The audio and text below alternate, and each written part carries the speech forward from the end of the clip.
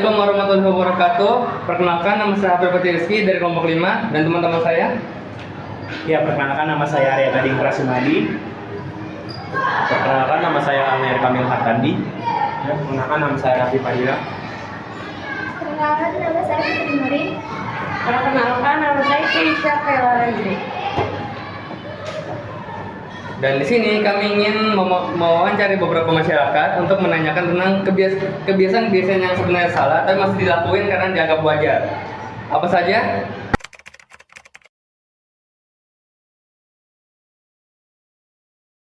Jadi sekarang kita sudah bersama narasumber pertama kita. Boleh nggak diperkenalkan dulu namanya siapa? Oke teman-teman, sebelumnya perkenalkan nama saya Muhammad Masyuri Marif.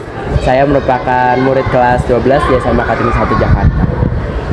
Oke nih, jadi pertanyaan pertama, menurut Anda apa contoh kebiasaan di masyarakat yang sebenarnya salah tapi dianggap biasa?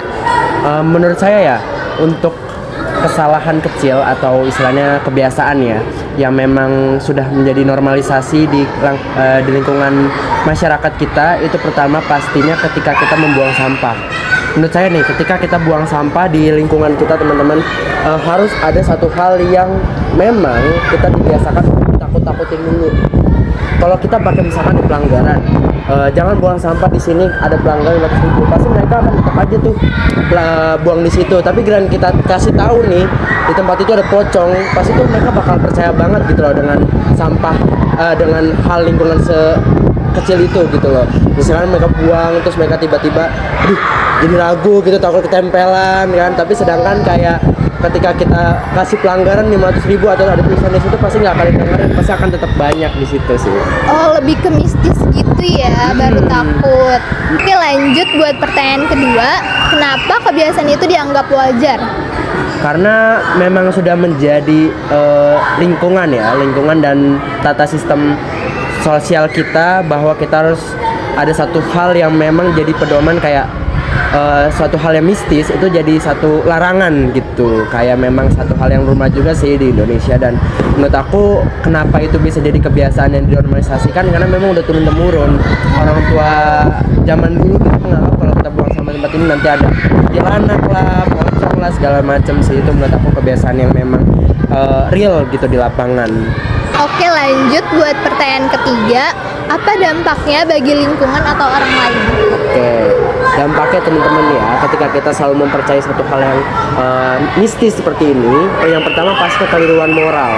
Ketika kita menganggap kalau itu sebenarnya sah untuk dilakukan hanya sebatas hukum, tapi kita malah mengaitkan dengan entah itu tradisi kan, nilai-nilai sosial yang memang diadatkan lah, atau hal-hal yang negatif gitu, kesannya malah dinormalisasikan dengan budaya, itu akan menjadi kekeliruan moral di lingkungan kita. Itu yang pertama.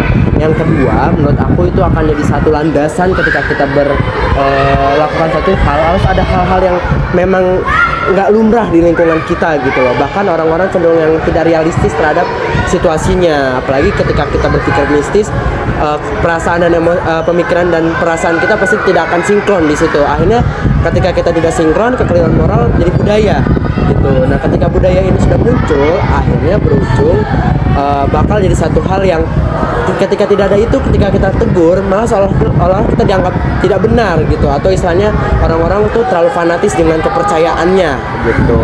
Karena di lingkungan sendiri, yang pertama pastinya akan mempengaruhi pola pikir kita atau imaterial kita gitu ya. Dan memang materialnya yaitu dia dari teknologi gitu loh. Teknologi yang menolak itu menjadi asumsi ketika kita di lingkungan kita tidak akan sinkron gitu loh perilakunya. Oke, lanjut nih ke pertanyaan keempat. Menurut Anda bagaimana seharusnya masyarakat bersikap? Oke, seharusnya ketika teman-teman atau lingkungan kita bersikap, yang pertama pastinya kita harus tahu nih, ketika kita buang sampah tuh harus sesuai dengan tempatnya atau pedomannya. Karena memang lingkungan itu, kalau kata secara religi ya, itu lingkungan ada sebagian kepercayaan kita atau iman kita. Nah, ketika lingkungan kita bersih, sebenarnya memang itu akan mempengaruhi psikologi kita, teman-teman. Ketika lingkungan bersih, kita akan nyaman, kita akan selalu ada di situ. Jadi teman-teman, ketika teman-teman buang sampah, yang pertama pastinya teman-teman harus lihat dulu apakah ada tempat sampah di situ atau bagaimana secara kondisinya, fisiknya. Nah, kalau memang tidak ada, teman-teman bisa simpen dulu atau nanti ketika di perjalanan baru boleh buang gitu.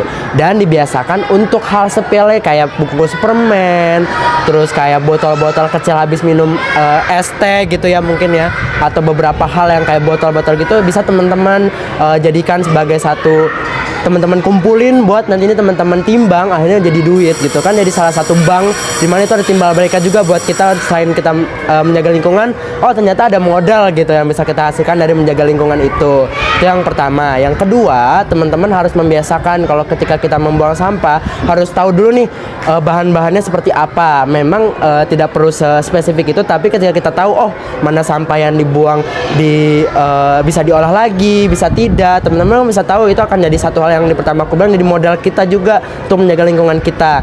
Yang ketiga, harus paham sama aturan teman-teman. Ketika memang udah aturan ada di situ tertulis, berarti teman-teman harus paham banget kalau itu tidak boleh dan itu dilarang. Kalau teman-teman sendiri meremehkan, berarti teman-teman sama saja tidak menganggap peraturan tersebut dan teman-teman akan menjadi kekeliruan moral ini, teman-teman. Apalagi lingkungan kita akan menjadi satu sistem budaya dan dilihat oleh orang-orang banyak dan teman-teman bisa mendapatkan penilaian juga dari orang lain seperti itu. Oke, selanjutnya nih untuk pertanyaan terakhir.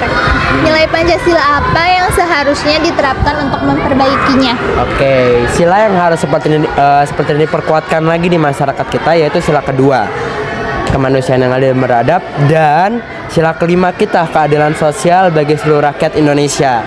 Kenapa aku menyarankan dua sila itu diperkuat lagi? Karena memang yang pertama, manusia akan memandang bahwa apapun yang dipertanggungjawabkan oleh dia akan membentuk satu kesadaran, ya kan?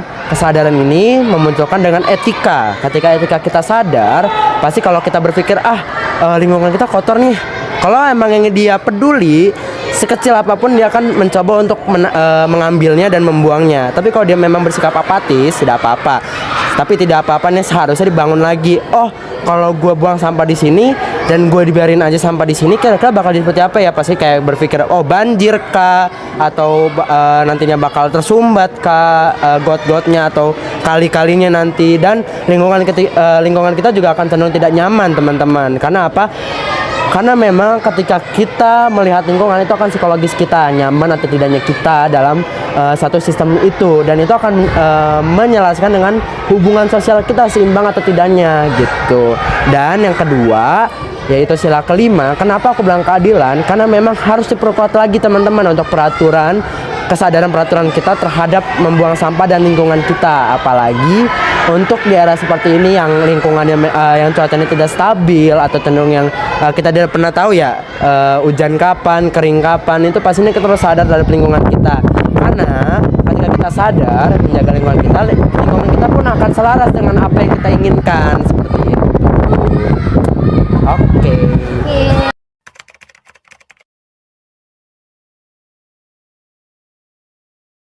Bapak, menurut Bapak masalah apa sih yang biasanya masyarakat Indonesia lakuin yang sebenarnya itu salah, cuman tetap dianggap itu benar dan sering dilakukan? Ya, contohnya itu sih kayak kalau kita sehari-hari lah, kayak kita mau beli makan gitu, kita kan biasa naik motor, walaupun cuma jaraknya cuma 1 kilometer gitu kan, kita kadang nggak pakai helm kan. Sebenarnya kan helm juga cuma untuk melindungi kepala gitu, kalau di jalan-jalan ada apa-apa kita ada kecelakaan ya. Jadi kan nggak cuma untuk gaya atau apa, helm kan juga untuk melindungi kepala buat jatuh dan sebagainya. Itu aja. Lanjut pertanyaan yang kedua, kenapa kegiatan itu dianggap wajar?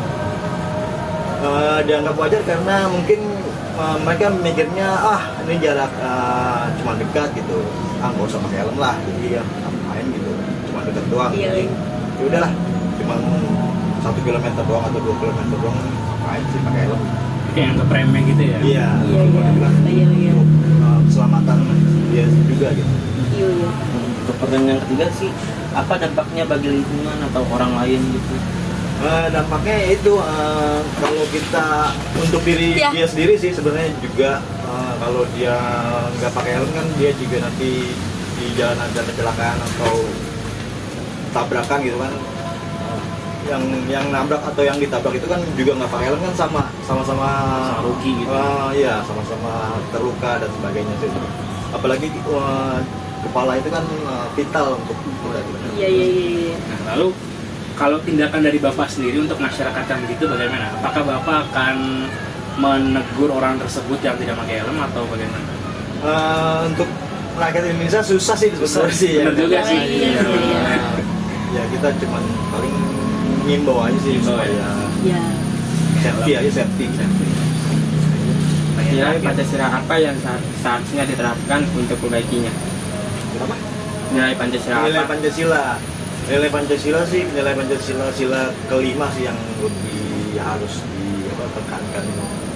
Ya kan kalian bisa bagi seluruh rakyat Indonesia gitu. Karena kan di Indonesia itu susah gitu nyari keadilan gitu.